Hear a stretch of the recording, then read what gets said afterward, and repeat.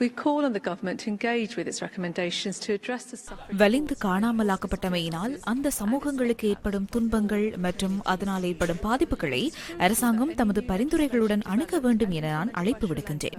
இலங்கையால் உருவாக்கப்பட்டு நடைமுறைப்படுத்தப்படுகின்ற பயங்கரவாதத்துக்கு எதிரான சட்டம், நிகழ்நிலை காப்பு சட்டம் உள்ளிட்ட எந்த ஒரு புதிய சட்டமும் அனைவருக்கும் கருத்து சுதந்திரத்தை பாதுகாப்பது மாத்திரமன்றி அவை மனித உரிமைக்கான கடமைகளை நிறைவேற்றுவதும் மிகவும் முக்கியமானதாகும்.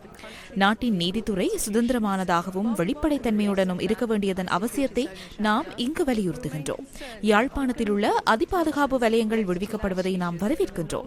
எனினும் இலங்கையின் வடக்கு கிழக்கில் நில அபகரிப்பு தொடர்பான பிரச்சினை, தன்னிச்சையான கைதுகள் தொடர்பான அறிக்கைகள், முறையற்ற தேடுதல் நடவடிக்கை மற்றும் போலீஸ் நடவடிக்கைகளின் போது தடுப்பு காவலில் மிக மோசமாக நடத்தியமைக்கான அறிக்கைகள் ஆகியவை எமக்கு வருத்தம் அளிக்கின்றது. நிலை மாறுகால நீதி பொறிமுறைகள் சுயாதீனமானவையாகவும் பக்கச்சார்பற்றவையாகவும் வெளிப்படைத்தன்மையை கொண்டதாகவும் பாதிக்கப்பட்ட சமூகங்களின் எதிர்பார்ப்புகளை பூர்த்தி செய்வதை உறுதிப்படுத்துவதாகவும் அமைய வேண்டும். And meet the expectations of affected communities. Sri Lanka's efforts to promote reconciliation and human rights through domestic processes continue. உள்ளக பொறிமுறையின் கீழ் இலங்கையின் அரசியலமைப்புக்குட்பட்டு நல்லிணக்க மற்றும் மனித உரிமைகளை மேம்படுத்துவதற்கான நடவடிக்கைகள் தொடர்கின்றன. உண்மை மற்றும் நல்லிணத்துக்கான இடைக்கால செயலாளர், வடக்கு கிழக்கு மாகாணங்களின் பாராளுமன்ற உறுப்பினர்கள் மற்றும் சிவில் சமூகத்தினர் உள்ளிட்டவர்களுடன் இணைந்து உண்மை மற்றும் நல்லிணக்க ஆணைக்குழு சட்டமூலத்தின் வரைவு தொடர்பாக 65 ஆலோசனைகளை நடத்தியுள்ளார்.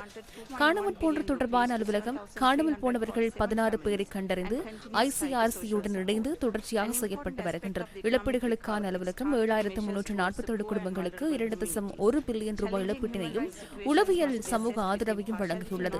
ஏழைகள் மற்றும் பாதிக்கப்படக்கூடிய சமூகங்கள் இலக்காக கொண்ட நடவடிக்கைகளை பொருளாதாரத்தை மீள கட்டியெழுப்புவதற்கான ஒரு முக்கிய அம்சமாக காணப்படுகின்றது. இந்த பேரவையின் கொள்கைகளுக்கு இணங்க சவால் மிக்க மனித உரிமை சூழ்நிலைகள் நடுநிலைத்தன்மையுடன் தெரிவுகளுடனும் இல்லாது 2 நிலைப்பாடுகளில் இருப்பதை தவிர்த்து மதிப்பிடப்பட வேண்டாம். தன்னிச்சையான மற்றும் ஒரு தலைப்பட்சமான நடவடிக்கையை இலங்கை கடுமையாக எதிர்க்கின்றது.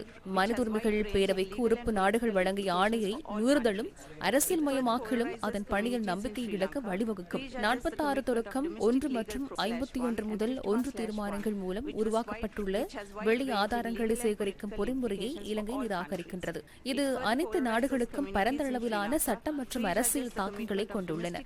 இது இலங்கையில் உள்ள சமூகங்களை மேலும் துருவப்படுத்தப்படுவதுடன் உள்நாட்டு சட்ட செயல்முறைகளின் அர்ப்பணிப்பை முன்னிறுத்தும் வகையிலும் உறுப்பு நாடுகளிடம் காணப்படும் பற்றாக்குறையான வளங்களை வடிகட்டுவதாகவும் அமைந்துள்ளது.